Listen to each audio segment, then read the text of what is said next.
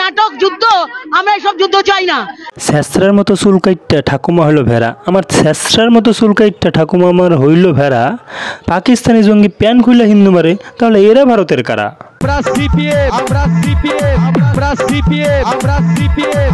জুতো দিয়ে পেটানো কিসের দেশ নীতি? আমাদের বাংলা দাদাদের এইভাবে একটু বলতে হয়, তুলিয়া আগাকাটা পাকিস্তানি লঙ্গি, তুলিয়া আগাকাটা পাকিস্তানি লঙ্গি, যখন নিরীহ সাধারণ হিন্দুদের উপর চালালো গুলি জঙ্গি, তখন আপনি কোথায় ছিলেন দাদা? জঙ্গিদের দালাল আপনারাই তো নাম্বার ওয়ান। বয়সেতে তন্ময়দা যতই হোক বুড়া, বয়সেতে তন্ময়দা আমার যতই হোক বুড়া, তার অন্ডকোষে যাওয়ানি ভাই এখনও কিন্তু ভরপুরা।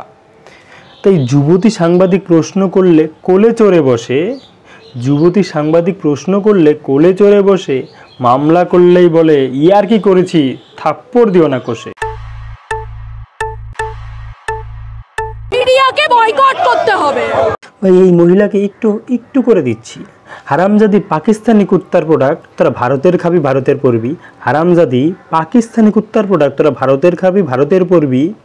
আর আগা কাটা জঙ্গি মূল্যে তোরা রাস্তায় বাইরে হইয়া করস নট গট, আগা কাটা জঙ্গি মূল্য তোরা রাস্তায় বাইরে হইয়া করবি নট গট। তোদের নটঙ্কি মিডিয়া দেখলে তোরা মিডিয়াকে ডাকবি বয়কট। এদের কি করা উচিত বন্ধুরা? তোমরা কমেন্ট করে জানিও। জঙ্গি কিন্তু ধরা পড়েনি। নুনুকাটা জঙ্গি দেখলে এরা লুকায়ে রাখে ঘরে, নুনুকাটা জঙ্গি দেখলে এরা লুকায়ে রাখে ঘরে। কাশ্মীরে ধর্ম জিজ্ঞেস করে হিন্দু মা বোনদের বিধবা করা হলো, আর এরা রাস্তায় সেকুলারগিরি করে। নির্লজ্জ বেহায়া ওরে, জঙ্গির ঘাটে উঠলেও বলবি ধরা পড়েনি জঙ্গি। নির্লজ্জ বেহায়া ওরে, জঙ্গির ঘাটে উঠলেও বলবি ধরা পড়েনি জঙ্গি। আসলে তোদের মা ঠাকুমাকে জিজ্ঞেস করে দেখ, তাদের ঘরে জঙ্গিরা তুলেছিল নাকি লঙ্গি। কোনো ঘটনার সত্যতা প্রমাণ আছে?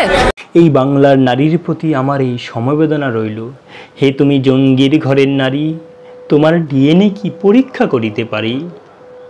যদি প্রমাণ চাও যুদ্ধের, দাও তুমি পাকিস্তানে বাবার বাড়িতে পারি।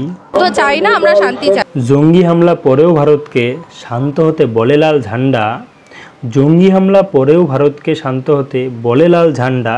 কারণ তারা জানে পাকিস্তানিদের এটা বলতে পারবে না, তাহলে তাদের পদ মেরে করে দিবে ঠান্ডা।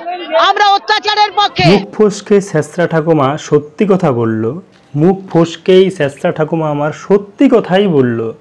এই অত্যাচার করেই সিপিএম বাংলায় 34 বছর চলল। মিডিয়া তো সমাজের আয়না, যা ঘটবে তাই দেখাবে, তাই না? মিডিয়া তো সমাজের আয়না, যা ঘটবে তাই দেখাবে। তবে এরা মিডিয়াকে কেন বলল দালাল? আসলে এদের পাকিস্তানে পাঠিয়ে দাও, মোল্লারা হিল্লা বিয়া করে এদের করে দিবে হালাল। এরা হচ্ছে পাকিস্তানের দালাল। ভিডিওটি এখানেই শেষ করছি। চ্যানেলে নতুন হয়ে থাকলে সাবস্ক্রাইব করে পাশে থাকবেন। আর এই সমস্ত মির্জাফরদের কিভাবে জবাব দেওয়া উচিত তা অবশ্যই কমেন্টে লিখে জানাবেন। নমস্কার।